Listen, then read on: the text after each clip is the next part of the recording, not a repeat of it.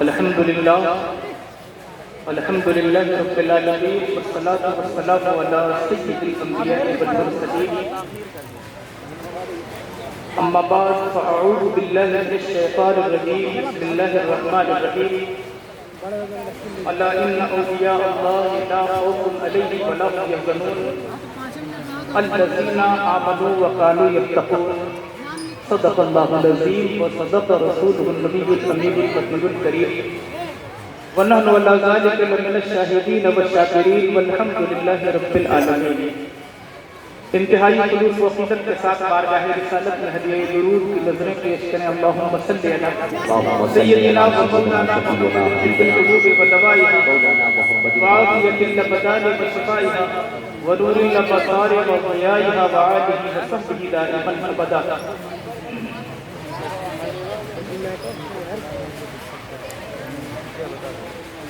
نظر آتی ہے گلشن میں ہوا ناسازگار اپنے، نظر آتی ہے گلشن میں ہوا ناسازگار اپنی، گلے باغ خلیلی بھیج دے باد بہار اپنی۔ اٹھیں امت کے حامی کفر دھمکاتا ہے پھر ہم کو، اٹھیں امت کے حامی کفر دھمکاتا ہے پھر ہم کو، علی کو حکم دیں آ جائیں لے کر ذوالفقار۔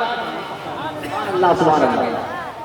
طریقِ مصطفیٰ کو چھوڑنا ہے وجہ بربادی، طریقِ مصطفیٰ کو چھوڑنا ہے وجہ بربادی، اسی سے قوم دنیا میں ہوئی بے اقتدار اپنی، ہمیں کرنی ہے شاہی شاہ بتا کی رضا کی، وہ اپنے ہو گئے تو رحمت پروردگار اپنی۔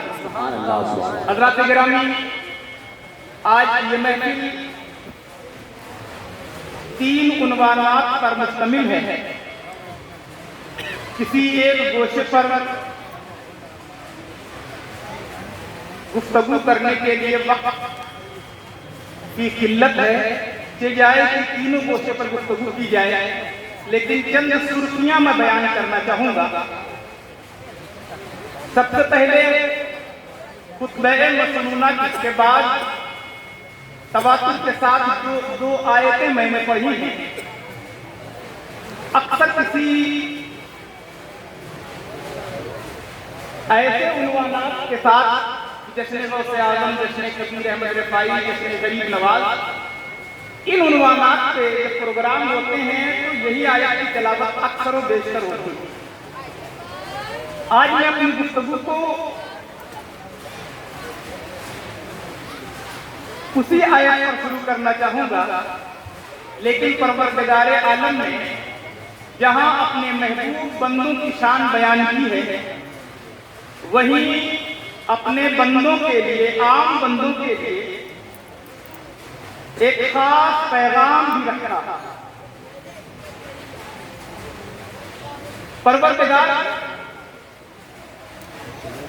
تیرا قرآن، تیرا فرمان ہمیں ہمہ وقت قبول ہے، ہم اس سے کہیں بھی پیچھے ہٹنے والے نہیں ہیں۔ ہم نے تیرے عطا کردہ قرآن کو سموِدھان آف اسلام مانا ہے۔ ہر ایک آیت پر، ہر ایک حرف پر، ہر ایک لفظ پر ہمارا یقین ہے۔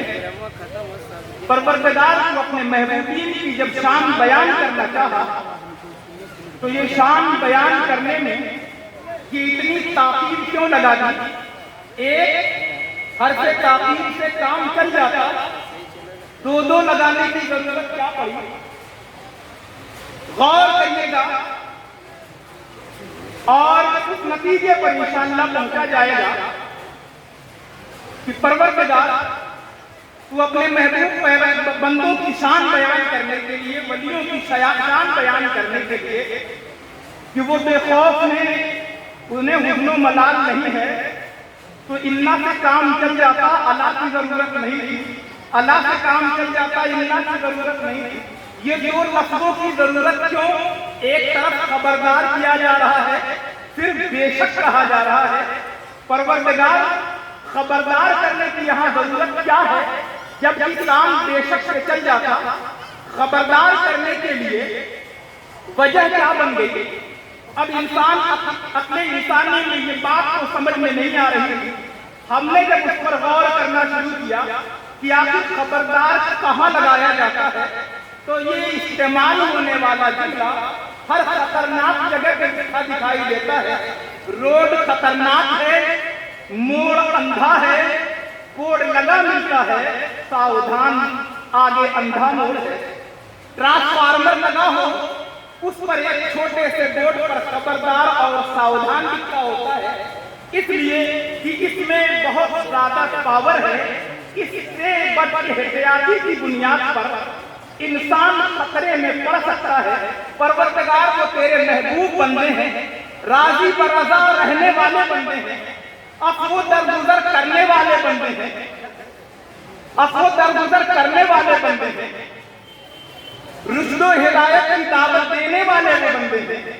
پروردگار اگر ان کی شان لا خوف علیہم ولا هم یحزنون ہے تو وہ خوف سے بھی اور حزن و ملال سے پاک ہیں. مگر بے شک سے کام چل جاتا ہے یہاں خبردار کیوں.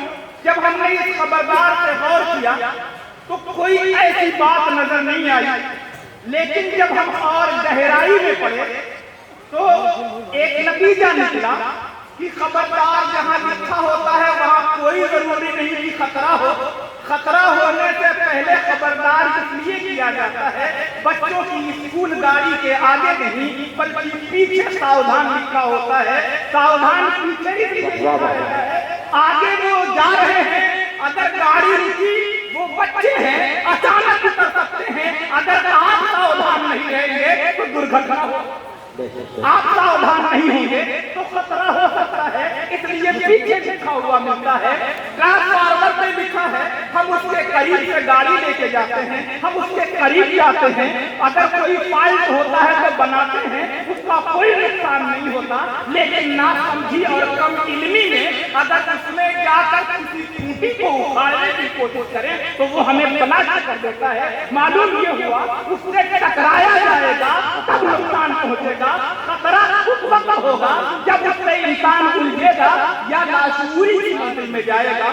اب جب ہم اس نتیجے پر پہنچے تو ایک معاملہ ہمارے سامنے آتا ہے. ایک واقعے سے اپنی گفتگو کو آگے بڑھانا چاہوں گا کہ خبردار بغداد شہر ہے.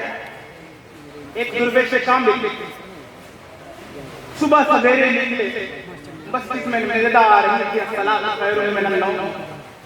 بستر چھوڑا، مسجد کی راہ لی، نماز سے فارغ ہو کے ابھی نکلے کہ کھلوائی نے اپنے چولہے کو جلا دیا تھا.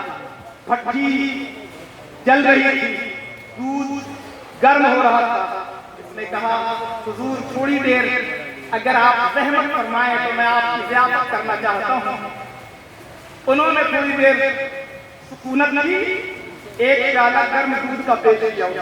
انہوں نے نوش فرمایا، بارگاہ ربی میں شکر ادا کیا، پروردگار کا شکر ہے. جاتے جاتے اس نے کہا بھائی تیرا بھی شکریہ ادا کرتا ہوں، اللہ تجھے جزائے خیر دے، تم نے میری ضیافت کی.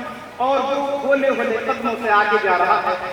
اتنے میں اچانک موسم خوشگوار سا ہو گیا، بوندا باندی شروع ہو گئی اور موسم کا لطف لینے کے لیے ایک حسن و جمیل جوڑے باہر آ کر باہوں میں باہیں ڈال کر بیٹھے موسم کا لطف لے رہے تھے. یہ اچانک بارش تیز ہو گئی، لیکن وہ دیوانے تھے، انہیں موسم کا لطف لینا تھا. یہ دیوانہ تھا جو اپنی رو میں جا رہا تھا.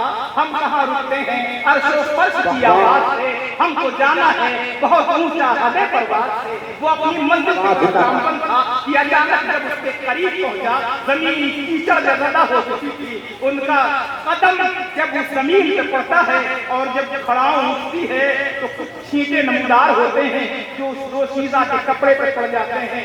اب اس کے عاشق کو جلال آتا ہے اور وہ اس درویش کامل کے ایک تماچا رسید کر کے کہتا ہے تمہیں راستہ چلنے کا طریقہ نہیں، اتنا قیمتی لباس تم نے ضائع کر دیا. معلوم یہ ہوا کہ جیسے ہی اس نے تماچا رسید کیا تو یہ اللہ کا محبوب بندہ بارگاہ ربی میں ہاتھ اٹھا کے کہتا ہے پروردگار تیرا شکر ہے، تیری مشیت تو ہی جانے، تیری رضا پہ راضی رہنے والا ہوں. ابھی چند لمحے پہلے دودھ کا پیالہ ملنے کو ملا تھا، تیری مرضی थप्पड़ खाने को मिल रहा है, शुक्र अदा करके आगे बढ़ना था कि अचानक उसने अपने आशिक से कहा, खामखा तूने अपना मूड ऑफ कर लिया, मैं अभी बाला खाने से कपड़ा चेंज करके आती हूँ, तुम्हें ऐसा नहीं करना चाहिए था। वो लकड़ी की सीढ़ी से अभी ऊपर जाना ही चाह रही थी कि सीढ़ी फिसल जाती है, अचानक वो सर से गिर गिरती है, सर में शदीद चोट आती है और मौके ही पर दम तोड़ देती है।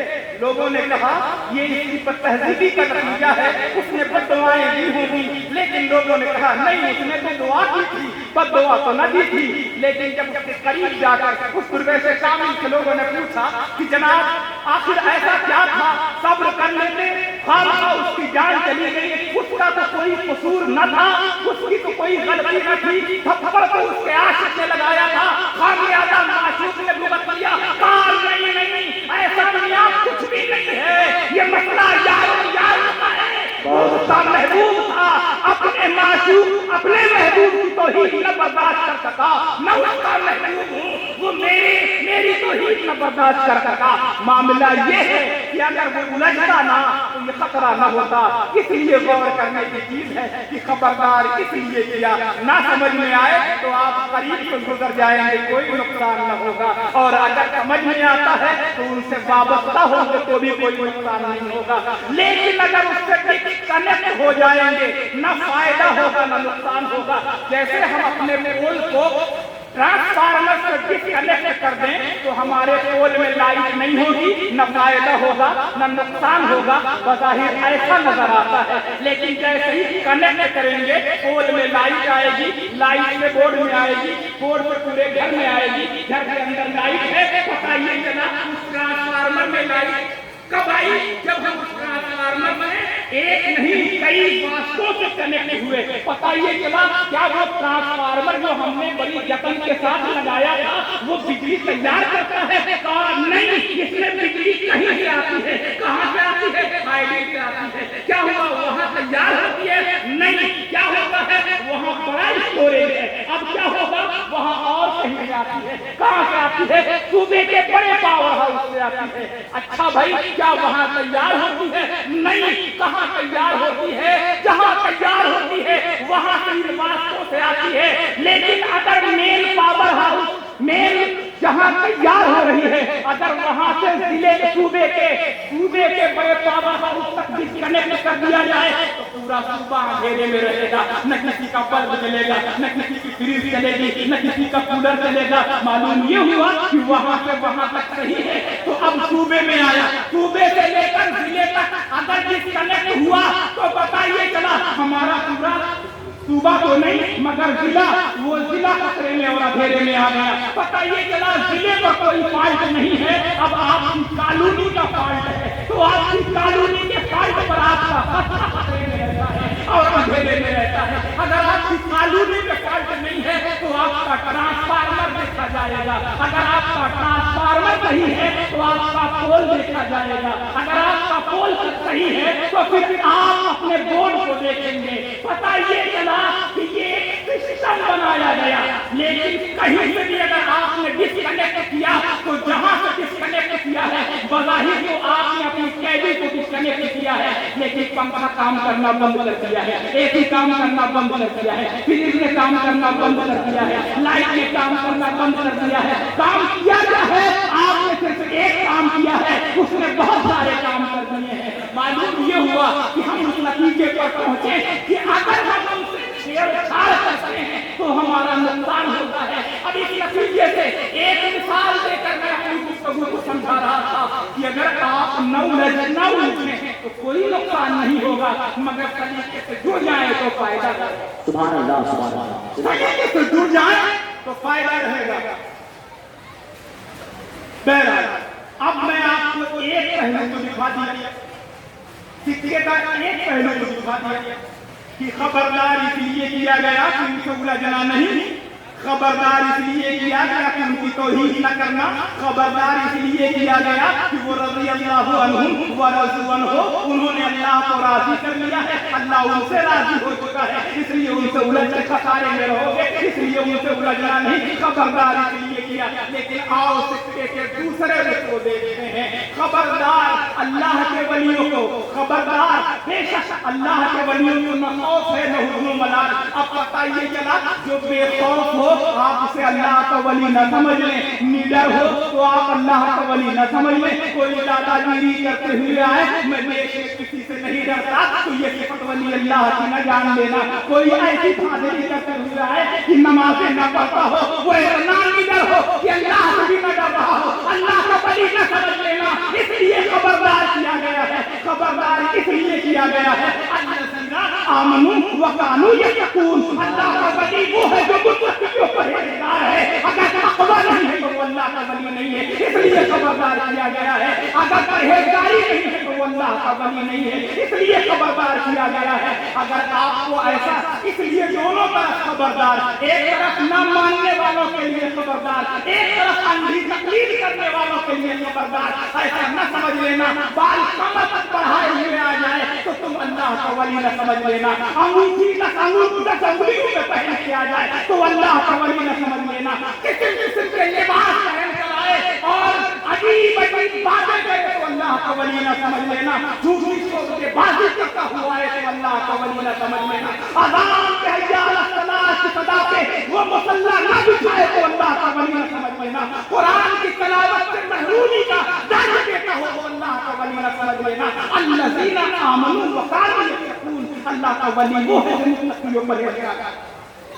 اللہ کا ولی کون ہے؟ یہ تقویٰ سے آئے۔ آج ہم اس مدرسہ کامل کی محفل میں بیٹھے ہیں جنہیں کبیر احمد رفاعی کے نام سے جانا جاتا ہے۔ یہ کون بزرگ ہیں جو تقریباً 1000 سال سے کچھ کم وقت رہ گیا، 1000 سال کے بعد بھی آج انہیں ہم یاد کر رہے ہیں۔ جبکہ ہمارے مجمع میں کچھ لوگ ایسے ہوں گے اگر کسی سے پوچھ دیا جائے اپنے دادا کے پردادا کا نام بتاؤ تو مجھے امید ہے کہ دادا کے پردادا کا نام ہم بھی محفل میں شاید کوئی ایک آدمی بتاتا ہے۔ جبکہ اگر دادا کے پردادا تک پہنچنا ہو تو 150 سال سے زیادہ وقت نہیں لگے گا۔ 150 سال پہلے اپنی خاندان جن کی نسل سے ہم پیدا ہوئے انہیں ہم نہیں جانتے، 1000 سال کے بعد کبھی نہیں رفاعی کی دنیا جان رہی ہے، غوث اعظم بغدادی کی دنیا جان رہی ہے، جنید بغدادی کی دنیا جان رہی ہے، ابو حسن سرکاری کی دنیا جان رہی ہے، غوث فرید نواز کی دنیا جان رہی ہے، اولیاء کی دنیا جان رہی ہے، تاریخ وفا ولادہ بھی جان رہی ہے، تاریخ وفات بھی جان رہی ہے، جائے قبر بھی جان رہی ہے، ان کی تعلیمات بھی جان رہی ہے۔ کیوں جان رہی ہے؟ قرآن فرماتا ہے فاذکرونی اذکرکم واشکرونی ولا تکفرون۔ تم اللہ کا ذکر کرو، رب فرماتا ہے تم میرا ذکر کرو میں تمہارا درجہ کر دوں گا۔ یہ درجہ ذکر کی بنیاد پر ہوا، ورنہ شوق کے بعد ہم کھاتا دنیا سے جانے والے بہت سارے لوگ چلے جاتے ہیں، دنیا فراموش کر دیتی ہے، لیکن یہ وہ مدرسے سے سامان ہے جس کی بارگاہ میں آج خراج عقیدت پیش کر رہے ہیں۔ بہت خوبیوں کے مالک لیکن ان میں سب سے عظیم خوبی جو ہے وہ یہ ہے کہ حضور صلی اللہ علیہ وسلم کی رسالت ظاہری کے 500 سال کا وقفہ گزرنے کے بعد جب دربار رسالت میں حاضر ہو کے سلام کرتے ہیں الصلاۃ والسلام علیک یا جدی، تو دربار رسالت سے آواز آتی ہے وعلیکم السلام یا ولدی۔ یہ وہ شخصیت ہے یا جدی کہنا کامیاب بڑی بات نہیں تھی، بڑی بات تو یہ تھی کہ قبر انور سے 500 سال کے بعد ان کی آل میں بچہ آ کے دربار رسالت میں یا جدی کہہ کے پکارے تو سرکار قبر انور سے یا ولدی کہتے اس کا استقبال کرتا۔ یہ مبارکباد ہے وہ کبیر احمد رفاعی جنہوں نے خواہش ظاہر کی۔ کیوں؟ اس لیے کہ انہیں یہ معلوم ہے کہ پروردگار اپنے محبوبین کے لیے فطرت کے قانون کو چینج کر دیتا ہے۔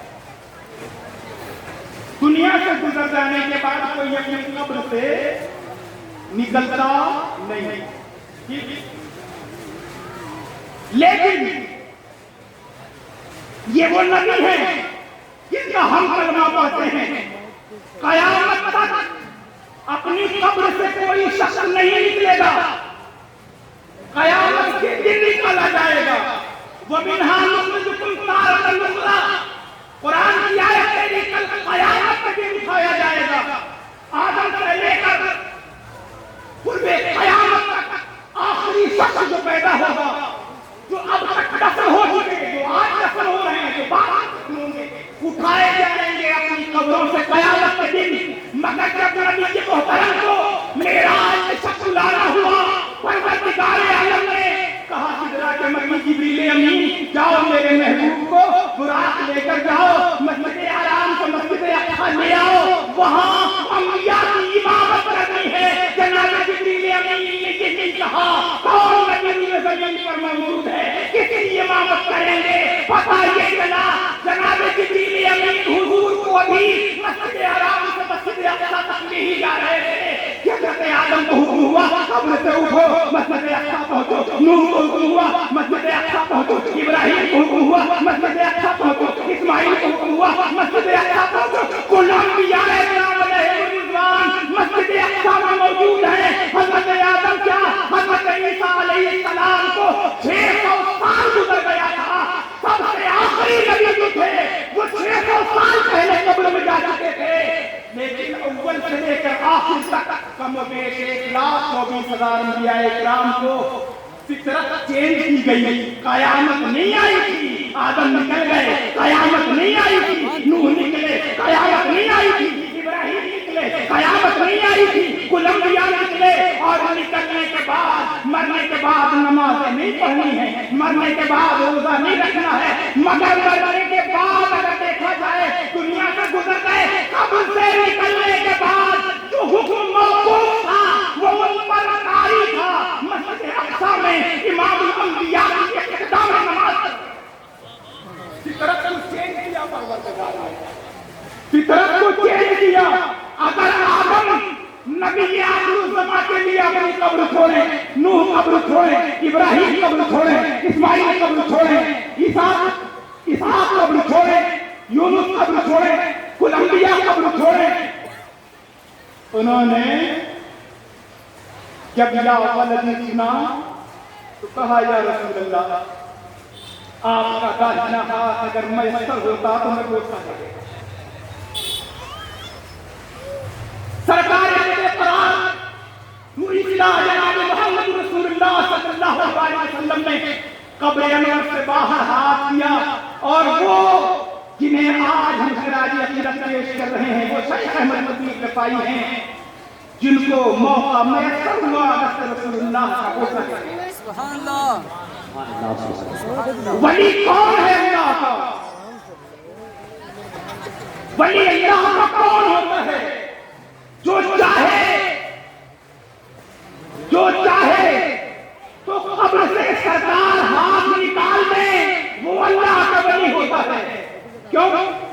مقام ولایت تک پہنچنے کے لیے قرآن نے سیدھا سادہ فارمولا دیا ہے. اے محبوب آپ فرما دیجئے قل ان کنتم تحبون اللہ, اے محبوب آپ فرما دیجئے کہ کوئی اللہ کا محبوب بندہ بننا چاہتا ہے فاتبعونی, میری اتباع کرے, یحببکم اللہ, اللہ اسے اپنا دوست بنا لے گا. اگر اتباع رسول نہیں ہے تو وہ ولی اللہ نہیں ہے. سرکار نے ایک انگوٹھی پہننے کی اجازت دی, اگر 10 انگلیوں میں انگوٹھی ہے تو اتباع رسول نہیں ہے, تو حضور قرآن وہ اللہ کا ولی کیسے ہو سکتا ہے؟ سرکار نے جو لباس کی پابندیاں دی ہیں, سرکار نے جو چیزیں بتائی ہیں, اگر وہ اس سے دور ہے تو وہ اللہ کا ولی نہیں ہے. خبردار اس لیے کیا کہ پہچاننے میں غلطی نہ کرتا.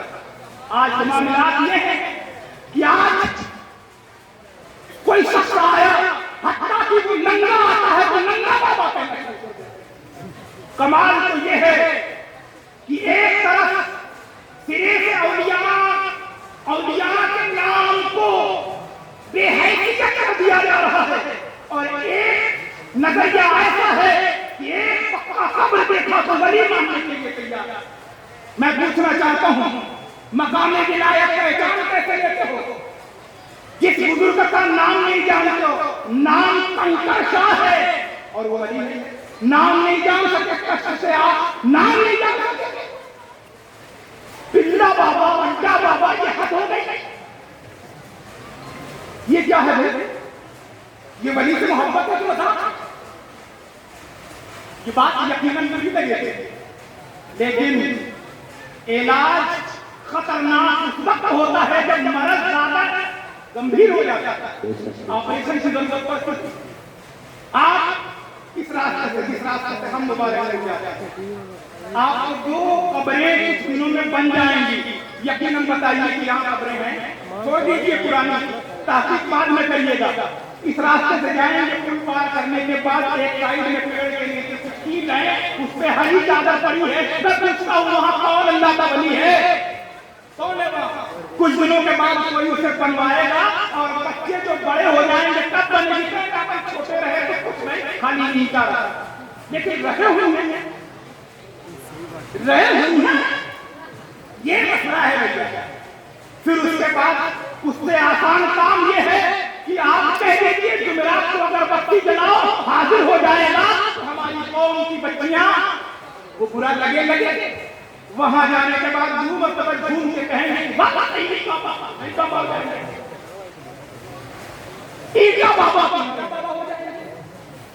الذین آمنوا وکانوا یتقون، اللہ کا ولی ہے، متقی و پرہیزگار، خبرداری اس لیے کیا پرہیزگار نہیں، الا الا خبردار، الا اس لیے کہا تھا، خبرداری اس لیے کہا تھا کہ اللہ کا ولی کون ہوگا؟ الذین آمنوا وکانوا یتقون، اس کی طرف اس خبردار کی نسبت کی، خبردار۔ اس لیے ولیوں کو ماننے کا مطلب یہ نہیں ہوا کہ آپ ایسے ہی کر سکتے، راستے میں وہ ہے امبیڈکر کی مورتی کے پاس کچھ پکی قبریں ہیں، شب برات کا موقع تھا، سائیکل سے کچھ لوگ آ رہے تھے، پتہ یہ تھا 14ویں تاریخ کو رہتی شب برات، کچھ لوگ ایک دم ہاتھ باندھے کھڑے تھے، ایک آدمی دور سے کہہ رہے بھائی کیا کر رہے ہو، کیا کر رہے ہو؟ قریب میں جا کے کہتے ہیں یاری جماعت کہہ رہے ہیں، بہت دور تک پڑے، معلوم ہے کہہ رہا ہوں کہ آپ کسی کی مرگت پہ اس کے تبسم سے دعا کیے ہوں گے تو آپ کو تجدید ایمان اور تجدید نکاح کرنا ہے کہ چار جیتے سے کام کرے۔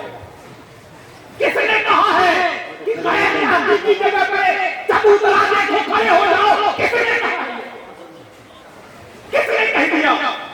اور دوسری بات، کسے بریلویت کہا جاتا ہے؟ کسے کہا جاتا ہے؟ اعلیٰ حضرت کو جس نے اپنا آئیڈیل مانا اسے بریلوی کہا جاتا ہے۔ اعلیٰ حضرت کی کسی کتاب میں دکھاؤ کہ آپ پوری فیملی کو لے کر فلاں آستانے پہ جاؤ، ارے اگر آپ دیکھنا چاہیں گے تو اعلیٰ حضرت نے سب سے پہلے منع کیا ہے، اگر اعلیٰ حضرت نے منع کیا ہے تو اعلیٰ حضرت کی مخالفت کرنے والوں کو بریلوی کہا جا رہا ہے یا حمایت کرنے والوں کو؟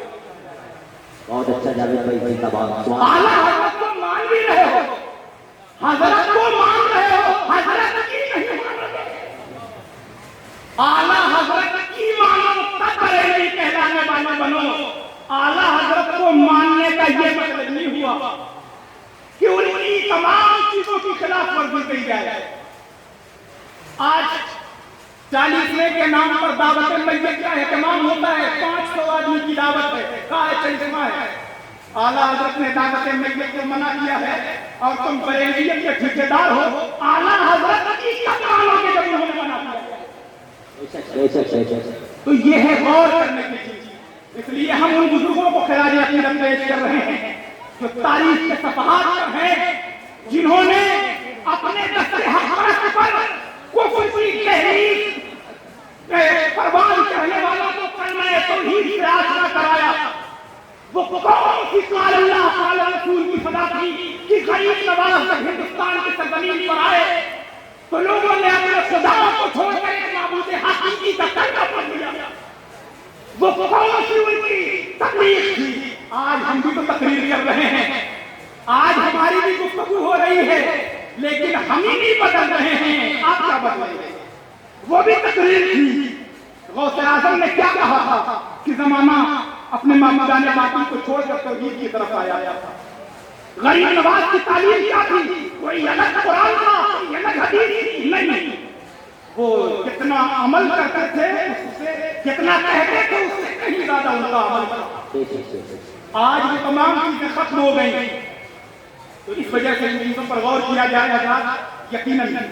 اب آپ آئیے اس موضوع پر کہ آج یقیناً آپ تمام حضرات نے کتنے لوگوں کو اکٹھا کیا ہے اور تقریر جب بہت دیر ہو جاتی ہے تو گرمی کا روزہ لگنے لگتا ہے، اس لیے کہ ظاہر سی بات ہے اب پیاس کی شدت بڑھ جائے گی، دیر سے بیٹھے ہیں شعراء بھی اور آپ بھی، اس وجہ سے میں آپ کے درمیان میں دیر تک قائم نہیں ہو سکتا۔ صرف ایک بات یہ سمجھ لیں کہ آج ہم تعمیر مسجد کے سلسلے میں اکٹھا ہیں۔ رب قدیر نے قرآن کریم کے اندر فرمایا انما یأمر مساجد اللہ، اللہ تبارک و تعالیٰ نے فرمایا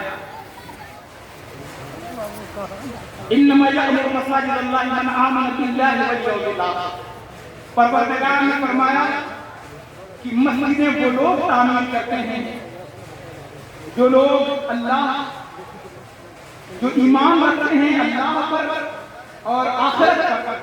تو اگر ہمارا وہ یقین ہے تو یقیناً ہم مسجدوں کی تعمیر کریں گے، اور مسجدوں کی تعمیر کا جہاں تک معاملہ ہے، ایک اینٹ رکھنے کے بعد بھی جنت میں محل کا حقدار ہوتا ہے، مگر وہ خلوص کے ساتھ ہو، وہ خلوص کے ساتھ ہو، وہ ایثار و قربانی کے ساتھ ہو، وہ منتظمین کے احسان کے لیے نہ دیا جائے کہ لوگ چندہ کرائے ہو تو لے لو، اگر آپ ان کو دے رہے ہیں تو یقیناً آپ کو اس کا صلہ یہی مل جائے گا، لیکن دینے والے کی احسان اگر لینے کوئی گیا ہے اس کا احسان مانتے ہوئے کہ چلیے بھائی آپ آنے کا ثواب حاصل کر لیے، جا کے ہمیں بیٹے کو دینے کا ثواب بھی ملے گا، کم سے کم یہ احساس پیدا ہونا چاہیے۔ ہمارے پاس یہ ہے کہ مسجد کا کوئی فقیر آ جاتا ہے تو ہمارے دماغ میں عجیب طریقے کا حجام ہو جاتا ہے، اس وجہ سے ہم مسجد کی تعمیر کے لیے۔ اور دوسرا ایک ضروری اعلان یہ ہے کہ یہ شعراء اکرام جو موجود ہیں ان لوگوں نے یہ عہد کیا ہے کہ آپ ان کو جو بھی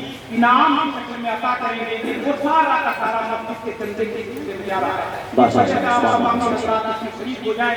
تیسری بات یہ ہے کہ مسجد کے ساتھ آج میں نعت اور نعت حبیب علیہ الصلوۃ والتسلیم کے ذریعے اب میں عوام سے اور شعراء سے ایک بڑی ذمہ داری کے ساتھ یہ بات کرنا چاہوں گا، ہم کبریا کے لیے، نعت ہے شان مصطفیٰ کے لیے، اس وقار کو باقی رکھیے، خدا کے واسطے نظر نعت اگر پڑھی جائے تو نعت پڑھی جائے، نعت اگر پڑھی جا رہی ہے تو سرکار کا حمیدہ بیان ہونا چاہیے، سرکار صرف بس سرکار دو عالم صلی اللہ علیہ وسلم کا بس بیان ہونا چاہیے، اس لیے کہ یہ نعت حدیث دنیا میں کسی نے قائم تو بعد میں کیا ہے۔ ہم کہتے ہیں کہ نعت لکھنا سنت حسان ہے، نہیں جناب، سنت حسان بعد میں ہے، نعت لکھنا سنت رحمان ہے، نعت لکھنا سنت رحمان ہے۔ پروردگار عالم نے پورا قرآن نعت بنا دیا ہے، وہ دانا ہے سبل خصوص رسول مولا کل جس نے غبار راہ و بخشا سروے وادی کینا لینا ہے مسجد میں وہی اول وہی آخر وہی قرآن وہی فرقان وہی یاسین وہی طٰہٰ۔ پروردگار اپنے محبوب کو کبھی یاسین کہہ کے پکار رہا ہے، کبھی طٰہٰ کہہ کے پکار رہا ہے، کبھی مزمل کہہ کے پکار رہا ہے، کبھی مدثر کہہ کے پکار رہا ہے، کبھی سراج المنیر کہہ کے پکار رہا ہے، کبھی بشیر النذیر کہہ کے پکار رہا ہے، کبھی جعفر من اللہ نور کہہ کے پکار رہا ہے، کبھی پروردگار ورفعنا لک ذکرک کہہ کے پکار رہا ہے، کبھی الکوثر کہہ کے پکار رہا ہے۔ نظر میں بھی پروردگار، نظر بھی پروردگار، آپ الکوثر کو دیکھیں تو معلوم ہوگا ترقی کے اوزان پر یہ بالکل شاعری کے بحر میں آ جائے گی۔ ورفعنا لک ذکرک کو دیکھیں تو ترقی کے اوزان میں تو اتارا جا سکتا ہے۔ معلوم یہ ہوا کہ سب سے پہلے نام حبیب سنت رحمان ہے، اس لیے اس عظیم سنت کو برقرار رکھا جائے، نعت پڑھی جائے تو خالص نعت پڑھی جائے، نعت میں کسی اور شخصیت کو ایسے نہ شامل کیا جائے، اگر شامل کرنا ہے تو جن کو سرکار نے اپنے ساتھ شامل کر لیا انہیں ساتھ رکھیں۔ سنت علیکم بسنتی و سنت الخلفاء الراشدین، سرکار نے اپنی سنت اور خلفائے راشدین کی سنت کو اکٹھا کیا ہے۔ اگر نعت میں آپ خلیفۃ المسلمین کو اگر رکھ رہے ہیں، امیر المومنین اور ابو بکر صدیق، فاروق اعظم، عثمان غنی، علی مرتضیٰ یا صحابہ کو رکھ رہے ہیں تو ٹھیک ہے، تابعین تک رکھ رہے ہیں تو ٹھیک ہے، اس کے بعد اگر آپ آ رہے ہیں تو وہ منقبت الگ پڑھی جائے تو بہتر ہے۔ یہ میری مؤدبانہ گزارش ہے کہ اس پر کوشش کی جائے، اور خاص طور سے ہمارا بھی مزاج یہ بدلنا چاہیے۔ نعت کہہ کے ہم پڑھتے ہیں، ماں کو پکارا جاتا ہے، یقیناً ماں کا مرتبہ بہت ہے، باپ کو پکارا جاتا ہے، یقیناً باپ کا مرتبہ، مگر شاعری میں ماں کی بات نہ کی جائے، ایسے بھی شاعر ہم آپ کو دکھا دیں گے اور ان کی ذاتی زندگی میں دیکھیں گے تو وہ اس وقت تک گھر नहीं घर से निकलते नहीं जब तक माँ की दुआ नहीं ले लेते, लेकिन अगर उनकी माँ की जाकर पूछो तो मालूम हुआ उस शख्स ने जिंदगी में सलाम भी नहीं दिया है। तो ऐसा न हो कि कितना बड़ा झूठ गवाह बनाकर कल क़यामत के दिन जब नामे अमाल तोले जाए और माँ अगर कहे कि ये स्टेज पर दाद ले रहा था, मेरा नाम भगा रहा था, परवरदिगार हिसाब यहाँ गिरा दे, तो मैं पूछना चाहूंगा ऐसा झूठ न बोलो कि माँ के कदमों में पड़ा रहता हूँ, पता ही नहीं माँ से सलाम भी नहीं दे रहे हो। तो ऐसे झूठ मसाज की बात नहीं होनी चाहिए। दूसरी और आखिरी बात इसे ध्यान में रखते चले कि ये अगर स्टेज है तो मजहबी स्टेज के एतबार से देखा जाए, और अगर आप इसे मिंबर कह रहे हैं तो फिर मिंबर का एहतराम इतना जरूरी है कि इससे आप पान नहीं खाएंगे इसलिए कि मिंबर रसूल है, इससे आप चाय नहीं पिएंगे इसलिए कि मिंबर रसूल है, इसमें आप दुनिया की कोई बात नहीं करेंगे इसलिए कि मिंबर रसूल है, इसमें आप बेवजू नहीं बैठेंगे इसलिए कि मिंबर रसूल है। रसूल का मिंबर भी कह रहे हो और इससे झूठे और फराड में बात कर रहे हो, तो ये कर रहे हो रसूलुल्लाह का मिंबर की तौहीद कर रहे हो। इस वजह से यहाँ मतलब मिंबर हटा दिया जाए तो स्टेज कहो तो चलेगा, और अगर स्टेज कह रहे हो तो मजहबी स्टेज है, मजहब की पासदारी जरूरी है। इन चंद बातों के साथ मैं आपके दरमियान देर तक खाया नहीं हो सकता, लेकिन जितनी देर में मैं आपके दरमियान रहा यकीनन कुछ इलाजारी का सबब जरूर हुआ होगा। इतनी देर में आप तमाम हज़रात ने कुछ लोगों से कुछ और सुना होता, मगर मैं आपके दरमियान आ गया, और मगर उसके बावजूद ये शेड्यूल ऐसा ही था। हमारे मुल्क गिरामी हज़रत मौलाना मंसूर अहमद रिफाई साहब ने मेरे दिल में कुछ काम रखे थे, और मैंने अपनी नाअहली के साथ इतना किया है इसे आप तमाम हज़रात कबूल कर लें। बार दुआ मौला करीम कहने सुनने में अगर कोई गलती सफल हो गई हो तो अपने शान करीम से माफ फरमाए, और परवरदिगार कोई लायक गिरफ्त जुमला हो गया हो तो इन बंदों के सामने मैं तौबा करता हूँ, अस्तगफिरुल्लाह रब्बी मिन कुल्लि ज़ंबिन व अतूबु इलैह। ये किस्सा लतीफ़ अभी नातमाम है, जो कुछ बयां हुआ था या आदाब था। खुदा हाफिज़, सलाम। कोई भी